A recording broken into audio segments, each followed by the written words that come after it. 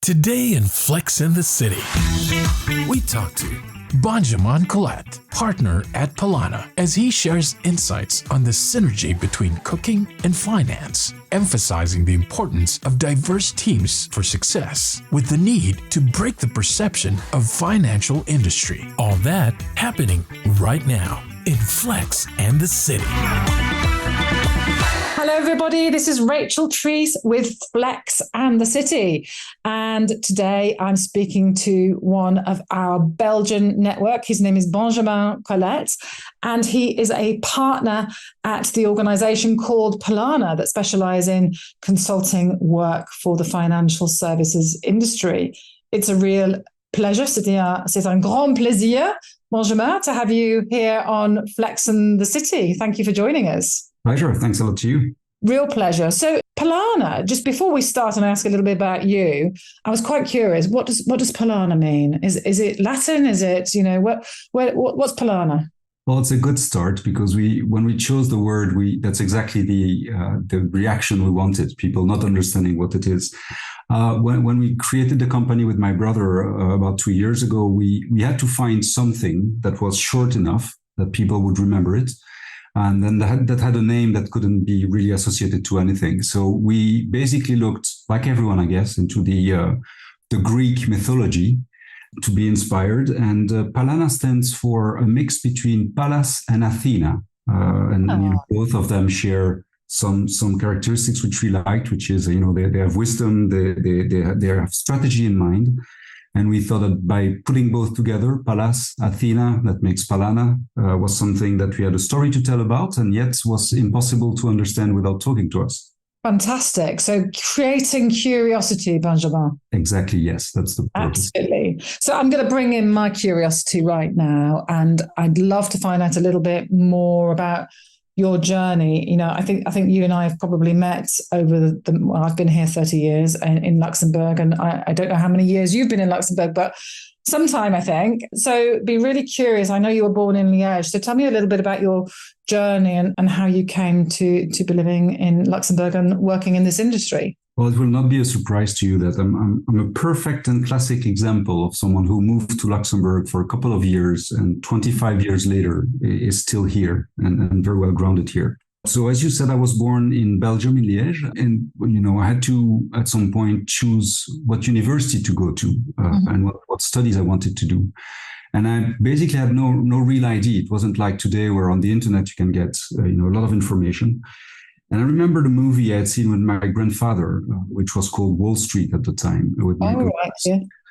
I liked the New York type of investment banking activities and so on. And I thought, let's do business administration. And that's what I did in the University of Liège. So coming out of university was, the first check with reality. You can't just come out of university, go to New York and be an investment banker. So at the time, there were a few options: going to Brussels, going to London, going to Luxembourg, which you need to remember it's in 1998, so not as mobile as it is today. So I decided to come to Luxembourg. Mm-hmm.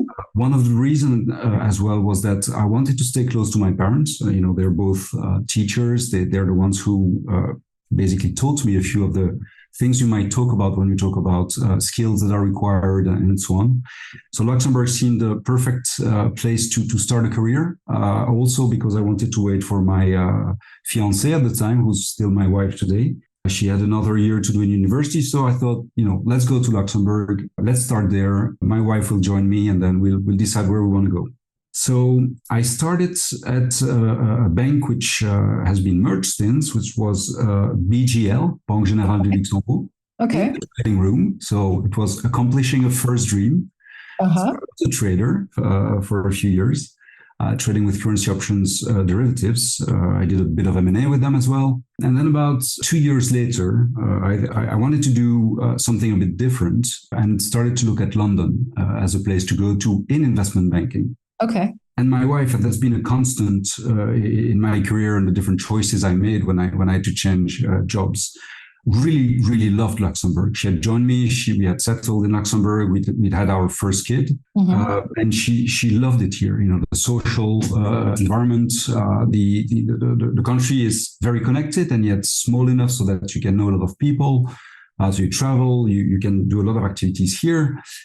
So she asked me to stay, and that's when I decided not to go to London, where I had an opportunity to join an investment bank, but I stayed in Luxembourg and joined a company called Momentum, which is a platform basically which does investment fund distribution to financial advisors. Spent a few years there, did a lot of projects, and basically that opened me to doing projects, analysis, cracking problems, and so on. And after about 5 years of doing that, I wanted to become a consultant. And that's when I joined McKinsey.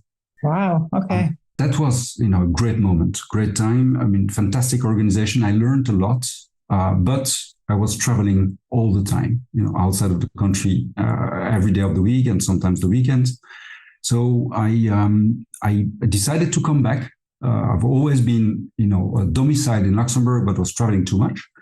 So I joined Deloitte in Luxembourg in 2006. Okay. Basically to continue working in the financial services industry.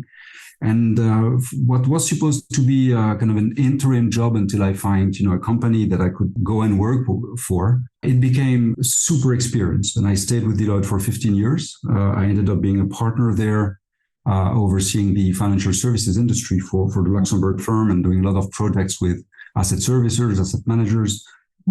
So that was at this moment in time, that's the longest I've been with the company, 15 years. Wow. I left Deloitte to join Arendt, the law firm, as a partner, even though I'm not a lawyer myself, to be the CEO of Arendt Services. Okay. Which after a while, my brother, who was also a partner at Deloitte, wanted basically to launch his own company. Mm-hmm. And, entrepreneurship has always been appealing to me. And as a consultant, I've had the chance to advise some, very successful entrepreneurs. And also as a consultant, you keep telling yourself you're an entrepreneur because you can launch services, talk to clients. But we thought it would be a good time to, do it on our own and really try it. So we created Palana together as an advisory company, specialized and focused on asset managers and asset servicers. So really around asset management across all asset classes. And also with a second type of activity, which we call managed services. So providing outsourcing solutions to asset managers and asset servicers on activities that they deem, better serviced if someone focused on this activity does it for them. And that's why we're at Palana at the moment. So how are you finding being an entrepreneur, having worked for these incredible large corporates, Benjamin? Oh, super cool. If I can say that. Yeah, when you launch your own company, there is a lot of unknowns, a lot of fear as well, a lot of uncertainty, a lot of risk. But I must say that a couple of things have made our journey so far really interesting. The first one is we didn't do it, at the age of 25 out of university with a bright idea. We did it, both my brother and I, we were over our 40s, had a lot of experience in the market and had the chance to develop a network throughout the years. And so the clients have been extremely welcoming with us, reaching out, asking us for advice, asking us for help. So I think this helped us a lot in the first weeks, the first months, and now the first years. So the support from the clients has been fantastic, and that has alleviated a lot of the potential risks, basically. The second thing that was really, really good is I was used to working, in a company like Deloitte or Arendt. You're in a partnership and you have, a lot of very senior people with a lot of experience that you can go to, bounce ideas, use them as a sounding board on anything you want to do. Being just the two of us, Bastien and myself, that was a bit of a limited sounding board, I would say. And very early on, we met with Nicolas Buc and Renaud Jamin, who are the former VBS owners and now run Avantera. And I've known them for 20 years. And they also have been extremely helping at the beginning, offering us to work from their offices, exchanging on a day-to-day basis. That was also a lot of comfort to be able to rely on such senior and experienced people as we were launching our own operations. That helped a lot, to a point that today we're now all partners. So we're 4 senior partners, I would say, in our company. We're more partners than that, but we've now decided to work all together, put all our companies together into a group to deliver some more and broader services to our clients.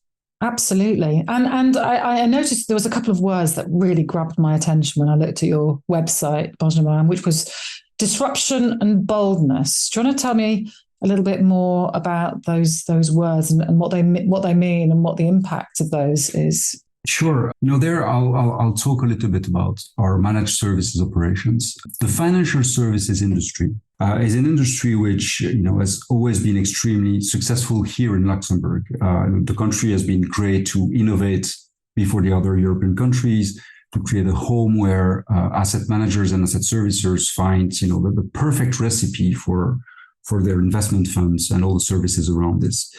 But it's also an industry that is still quite anchored into the old ways of working. We have legacy systems that are decades old. We have processes which are inefficient, and I could go on for hours on that. And one of the chances that we've had, creating a company from scratch and also being partner with a fintech, Avantera, is that in terms of disruption, we could really start from a white piece of paper, select the best systems to build our operations on. And when I look at some of our clients, which have to deal with investment which are not amortized yet, systems which are maybe inefficient or not up to the latest technological developments, we've been able, and that's the disruption part, we've been able to build something which is really efficient from the first day, really oriented to delivering the right services, the right value added, with as many synergies as possible. And that's really why we refer to what we're doing as disruptive. We have no legacy. We've been able to select the best systems. We've been able to build on databases, data models, which connect all of the different links in the value chain of services that our clients are requesting. And that's what I believe, strongly believe today, what creates a lot of the added value that we bring to our clients. When it comes to boldness, it's a little bit of it's a nice word. It's a consultant buzzword, I would say, but boldness in that context stands for the willingness from the first day to not build one service or one activity, go and capture some clients on this service, but really try to cover the full value chain as quickly as possible. That has created some challenges, of course, because you can only be as good, regardless of the system, you can only be as good as the quality of the people that you have on board. And, as a startup, it takes a bit of time to hire and onboard very experienced and knowledgeable people. So the last 2 years have been quite intense in terms of attracting the right talents, making sure we have the level of seniority that is required by our clients. But we really wanted from the first day to be able to tell our clients, look, there are a lot of different reporting needs or other type of managed services that you might want. We're going to service you across the full value chain and try to help you create the synergies for you on these services. And that's the boldness in what we've been doing. Very good. So just taking those words, disruption and boldness. I know you have children. Remind me how many children you have, Benjamin? 3. 3 children. Okay. And remind me how old they are. As a good Belgian, we want to marry early, have a house, have children, have a dog. So I did the to-do list very diligently. So my children are the eldest. My daughter is 22 years old. My second is a boy, and he's 19. Just started university yesterday. Today actually. And my last son is 13. Right. So if any of your children were to enter the financial services industry, what advice would you give them? It might seem cheesy, but I think the best advice that one can get, and that's true for financial services and any other type of service activity, I would say, is to keep learning throughout your career. I must say that, I've been here for 25 years now. And if there is one thing that's been a constant for myself, for the people I've worked with across the years, is that things change at a speed that is impressive. And it's constantly changing. You have new regulation, new technology, new people coming to the market. And the ability to keep learning and never, stand on, what you've learned and try to build from that, but keep learning more and more and more is really, I think, one of the ingredients of success.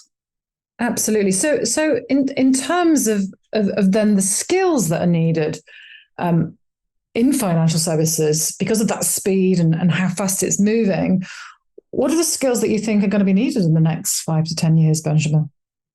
To me, the most important skills at the moment are all the ones that revolve around technology. I think, knowing how to program is key, either because you will apply it in practice in your work, or because that will give you the way of thinking that can help you make things a lot more efficient, create synergies along the way. At the moment, the hot topic is obviously artificial intelligence and natural language programming and so on.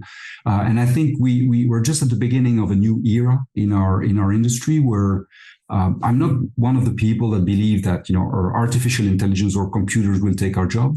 But I think the people that will be successful tomorrow with these new technologies are people that can really connect these technologies, understand them, and connect them with, regulation, which is also one of the foundations of our industry, connect them with service and service quality, and all the other more traditional skills and elements that you need in your day-to-day work. So technology savviness is probably the skill that people should invest in. Very good. And if there was a real game changer that you think would make financial services better, if you could have a magic wand and you could change the industry overnight, Benjamin, what do you think that would be if you could make that happen? It's a very interesting question. And I will not answer it by talking about the financial industry itself. But more about our clients, and I mean our end clients, the investors, the retail client which invest into financial products that go to banks to get a mortgage and so on. I think there is kind of if you talk to the wider public, and we're a little bit biased here in Luxembourg because the financial industry is so oversized. But if we go to other countries, what has always shocked me is the lack of financial education and the lack of understanding of the products, the dynamics. So if you were to ask me, with my magic wand, what I would do is first I would try to remove this impression or perception that the financial services industry is kind of a private club where with very limited number of members. And two, I would try to increase the level of education of the wider public into what is the financial industry, what are financial products, how they can use it to their benefits in their life, for more financial security, for more, evolution throughout their life of how they consume these products. That's what I would say. I love it. And that's why you've been invited to this podcast. I love everything you said in those 2 sentences. It's so, so important, Benjamin. In your career, and we'll come on to some of your hobbies. If we imagine, these financial services companies are all beautiful saucers inside jars that we could use in cooking. One of the things that you, over your career, have been able to do quite beautifully, I imagine, is to be able to read the label. Has there been a particular pattern when you're reading the labels? Is there a new trend in the labels that you reading right now? Tell me a little bit about, because again, you've got the benefit of being able to stand outside these organizations. Well, I will talk about probably more what is impairing them or slowing them down rather than what's motivating them. Interacting with clients as a consultant, not as a service provider. I've had the chance to exchange with very senior clients, and what has always struck me is that they're they spend a lot of time trying to understand what's happening around them. Probably that's why they're in their position, successful senior leaders. But if I throughout the projects that we've been doing, if you talk about labels, if there are a couple of things that I've read on these labels, as you say, is people tend to be a bit too focused, I would say, on what I would call the internal dynamics, rather than taking the time to look outside of either their organization itself or even outside of their industry. I know too many times we've seen companies that we were doing projects at where people were focused on the system they were using and how to use the system and how to evolve the system rather than thinking outside of the box. Too many times. And that's also probably something that's specific in Luxembourg, with a lot of the headquarters of our clients being outside of the country and sometimes far away. Too many times people spend a lot of time, rightly so, but to some extent, focusing on, what are the guidelines from headquarters, what I should do so headquarters is positive on my actions. And I think sometimes, handling that is important, but sometimes taking a bit of a step back and looking at competition, how they're developing, looking at new entrants, challengers, especially, if you make the link with what we talked about earlier on the technology revolution that's going on at the moment. I think spending a bit of time in understanding those dynamics can bring a lot of new ideas that can be deployed into the day-to-day work. Very good. So talking a little bit more about JARS, with your permission, my last question: when you're not being a great husband, great dad, and doing financial services work, is there something else that you like doing in your spare time? Well, first of all, I will never say that I'm a great husband and a great dad. You'd have to ask my wife and kids for that. I won't give myself the award. But what do I like to do when I'm not at work? I wish I could answer that. I like to run 20K every weekend and swim for miles and miles and doing triathlon. But unfortunately, I'm not. I've given up on this. I try to stay in shape, but not enough. No, what I really like doing is cooking. I love to. That's how I empty my brain over the weekends. It's cooking something good, I hope, for the family. Very good. And what is your favorite cuisine when you're cooking? I love to cook Italian cuisine and French cuisine, but what I really love doing is, I'm sure you're familiar with all of these cooking shows on TV and the challenges that they have. I don't sleep a lot. So when I wake up at night, I read and I like to look at these shows on my iPad. And what I really love doing is to look at one of the shows and then over the weekend try to recreate and, give myself the challenge to do the same thing that I've seen on TV. And so I'm curious, what is it in the work that you're doing, creating these recipes and being really innovative? What is it, do you think, the financial services industry can learn from that process that you go through at the weekend? Oh, what can we learn in financial services from cooking? Well, first of all, that's even if you have all the right ingredients and the best chef in the world, you can still screw up the recipe. It doesn't have to be good every time. It's an ongoing process where if you fail, you'll do it better the next time. That's probably the first thing. The second one is that it takes a lot of ingredients to have the right recipe and to please your guests. And I think that's probably the thing that is the most applicable. I think with diversity, with inclusion, and the very trendy buzzwords as well that we are learning and listening to at the moment. There is a lot of application because in the kitchen you need many different ingredients. In the industry, there's been a lot of pressure to be more diverse, be more inclusive, and it's very similar. And I think the power of having people from different nationalities, different sex, different cultural backgrounds is something that, the world is focusing on, but something specifically that Luxembourg has been doing extremely well for lack and shortage of human resources, to be honest. But at least we get the benefit of attracting so many foreigners in the country that we can really leverage that to the success of the financial market. I couldn't agree with those statements more. Benjamin Collette, thank you so much for joining us this afternoon on Flex in the City. Well, thank you very much for inviting me. You just listened to Flex in the City. Catch us on our next episode.